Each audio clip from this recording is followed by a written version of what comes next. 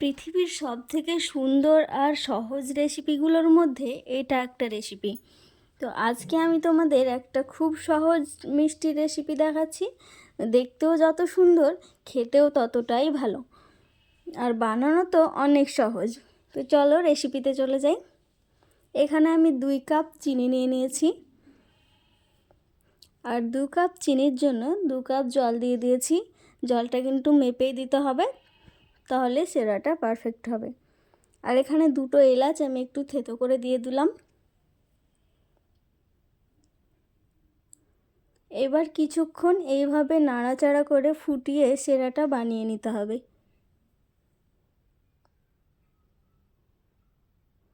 আমি 2-3 মিনিটের মতো ফুটিয়ে নিলাম। এবার আমার সেরাটা রেডি হয়ে গেছে। এবার গ্যাসটা অফ করে দেব। এবার কড়াই বসিয়ে দিয়েছি।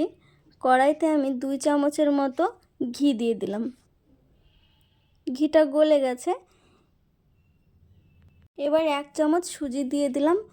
সুজিটাকে খুব ভালো করে নেড়েচেড়ে একটু ভাজা করে নিতে হবে। সুজিটা কিন্তু পুড়ে যাবে না সেই রকম, শুধু কালারটা চেঞ্জ হবে। একেবারে লো হিটে সুজিটা ভাজতে হবে। এইভাবে কিছুক্ষণ নাড়াচাড়া করে নিলেই হয়ে যাবে। আমার হয়ে গেছে। এবার আমি 1 কাপ জল দিয়ে দিলাম। 1 কাপ সুজির জন্য 1 কাপ জল লাগবে। জলটা দিয়ে একটু এইভাবে নাড়াচাড়া করলেই কিন্তু সুজিটা রেডি হয়ে যাবে। এবার উঠিয়ে নেব। এবার এখানে আমি 1/2 চামচ বেকিং পাউডার দিলাম, আর 2 চামচ গুঁড়া দুধ দিয়ে দিলাম। এবার খুব সুন্দর করে হাত দিয়ে এটা মেখে নিতে হবে। এটা কিন্তু হালকা গরম থাকা অবস্থাতেই করতে হবে, নইলে কিন্তু ভালো হবে না। আমার মাখানো হয়ে গেছে। এবার এইখান থেকে একটুখানি ডো হাতে নিয়ে হাতের সাহায্যে এইভাবে গোল করে একটা চ্যাপ্টা শেপ দিয়ে দিলাম। তোমরা তোমাদের পছন্দ মতো শেপ দিয়ে নিতে পারো। সবগুলো আমার বানানো হয়ে গেছে। এবার তেল বসিয়ে দিয়েছি। তেলটা হালকা গরম হয়েছে। এই সময় মিষ্টিগুলো ছেড়ে দিচ্ছি।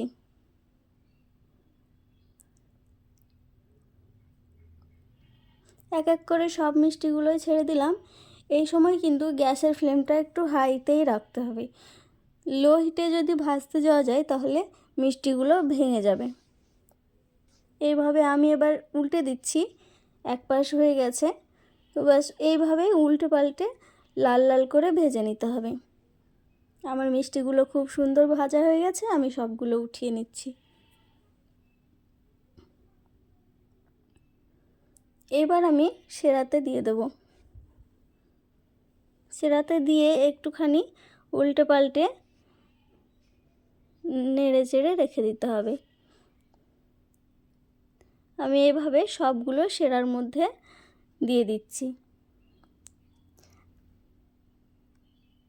আমি এইভাবে 1 ঘন্টার মতো রেখেছিলাম। আমার মিষ্টিটা কিন্তু পারফেক্ট হয়ে গেছে। তোমাদের উঠিয়ে দেখাচ্ছি। দেখো মিষ্টিটা দেখতে কতটা ভালো হয়েছে, তোমরাই দেখতে পাচ্ছ। খেতেও কিন্তু অনেক সুন্দর হয়েছে।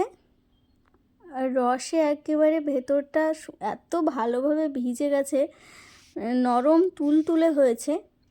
তো তোমাদের একটা কেটে দেখাচ্ছি কতটা নরম হয়েছে। দেখো, দেখেই বুঝতে পারছো মিষ্টিটা কিন্তু আমার খুব সুন্দর নরম তুলতুলে হয়েছে, আর খেতেও অনেক সুন্দর হয়েছে। তো এইভাবে যদি বাড়িতে তোমরা মিষ্টি বানিয়ে নিতে পারো, তাহলে কিন্তু বাজার থেকে কিনে খেতে ইচ্ছে করবে না। এরকম মিষ্টি যদি বাড়িতেই বানানো যায় তাহলে বাজারে কিনে খাওয়ার কী দরকার। তো রেসিপিটা তোমাদের কেমন লাগলো? যদি ভালো লাগে অবশ্যই লাইক, কমেন্ট, শেয়ার করো। আর তোমরা কে কোথায় থেকে দেখছো আমাকে কিন্তু কমেন্টে অবশ্যই জানিও। আর আমার নতুন বন্ধুরা যারা আমার চ্যানেলটাকে এখনও সাবস্ক্রাইব করেনি তারা অবশ্যই সাবস্ক্রাইব করে দিও।